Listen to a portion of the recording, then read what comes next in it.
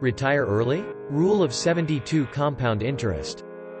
To be considered genuinely wealthy, you probably don't need more than $1 million, but there's a formula that you need to know. Here's how to multiply your yearly spending by 25. Your yearly spending should cover all of your living expenses, including your mortgage, rent, food, transportation, and recreation. Add it all up, and then multiply the total by 25. We will use something that we call the rule of 72, and it's quite important in determining how quickly your money will double.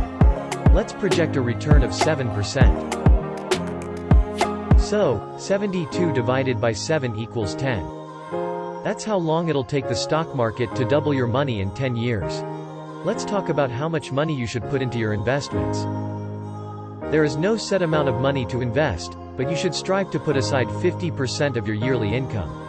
Place half of it in savings and keep the other half to live on. It's easier said than done, but it can be done.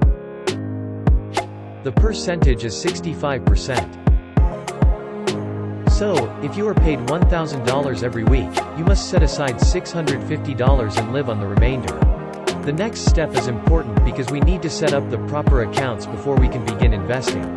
The first step is to open an individual retirement account, IRA. The second option is to acquire a 401k plan via your workplace. Set it up, and you'll be ready to go.